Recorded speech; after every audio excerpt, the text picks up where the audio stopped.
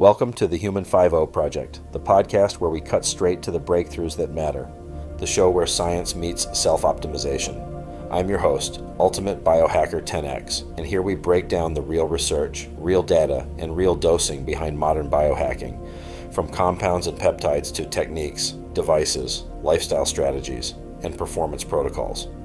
Most people jump in and jump out before they get the gold, so we're keeping it tight and delivering the essential insights you need without the fluff. If you've taken the time to hit play, we'll make sure you walk away with valuable knowledge that can transform your approach to longevity, health optimization, and beyond. Hey loyalists, dummies, and worldly warriors, welcome to Sleep Optimization for Dummies, your no BS, straight to the point guide to crashing hard and waking up ready to conquer. I'm your host, Ultimate Biohacker 10X, coming to you from the Lanai in Fort Lauderdale, where the humidity is actively trying to sabotage my sleep, even when I do everything right. Today we're keeping this simple. Wearables that actually matter, diet tweaks that won't ruin your life, habits that flip the switch from zombie mode to beast mode, no fluff, no 12-step rituals, just stuff that works. Let's dive in. First up, wearables. Let's kill the myth right now. A $500 ring is not going to make you superhuman overnight. Start free and easy. Sleep Cycle app. It uses your phone's mic to track breathing and movement and wakes you during lighter sleep. Translation, less groggy mornings. Budget step up. Fitbit Charge Series. Tracks the heart rate, temperature trends, steps, and sleep stages. Solid data without breaking the bank. When you're ready to invest, the Oura ring or the Whoop. Great for heart rate variability, recovery scores, and seeing how late meals, alcohol, stress, or bad habits hit your deep sleep. Pro tip, check your data once a week, tweak one thing, and move on. Wearables are tools, not oracles. Let's look at diet, what to eat and stop eating for better sleep. Food is huge. First rule, caffeine afternoon, stop. Coffee, tea, energy drinks. Caffeine hangs around 8+ hours and nukes deep sleep. Evening hero, chamomile tea. Has a natural calming effect, helps the nervous system downshift. Pre-bed snack, if you must, banana with almond butter. Potassium, magnesium, and tryptophan help relax muscles and support melatonin. Dinner rule, keep it light and finished 2 to 3 hours before bed. Heavy meals equals digestion and blood sugar spikes and fragmented sleep.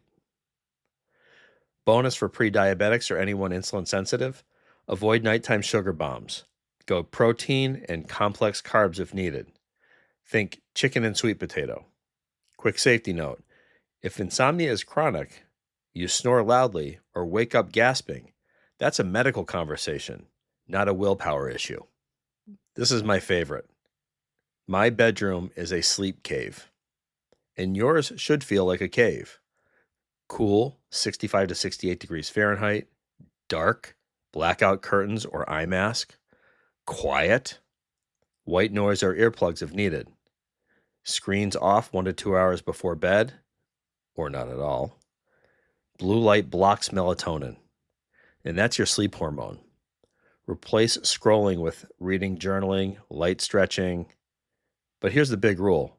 Bed equals sleep and intimacy only. No work, no Netflix, no eating, no doom scrolling. And if you're not asleep after 20 minutes, get up, do something boring in dim light, then try again. You need to train your brain that bed equals sleep. And I would take it a step further. You need to train your brain that bedroom equals sleep. I had a hard time sleeping when I was in medical school and residency. And I stumbled across some work that was done, and it changed my life forever.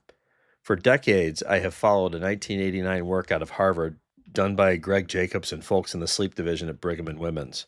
They tracked people who used their bed for work, TV, or reading and found that the brain's EEG patterns lit up like it was still on duty. Way less slow wave sleep, more microarousals, and half the time it took to drop off. Basically, the bedroom turns from a cue to crash into a trigger to stay wired.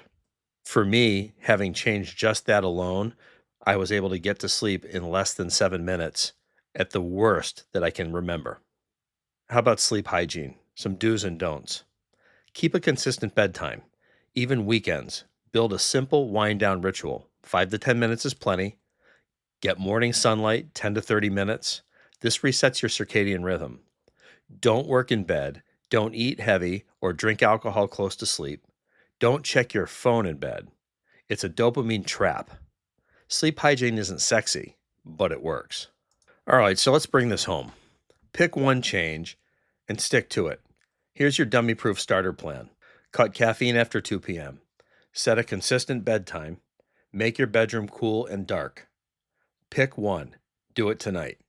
Track how you feel after a week. Sleep is not a luxury, it's the foundation. You fix it, and everything else gets easier. If this helps, share it with a friend who's always tired. Hit me up next episode with what worked. Until then, stay rested, stay sharp, stay unbreakable. Lanai Lights, out. Thanks for listening to the Human 5.0 Project.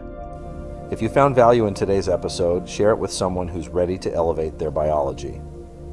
Make sure to follow the show for weekly deep dives into peptides, protocols, devices, lifestyle strategies, and the science of high-performance longevity. Until next time, stay curious, stay optimized, and stay 10x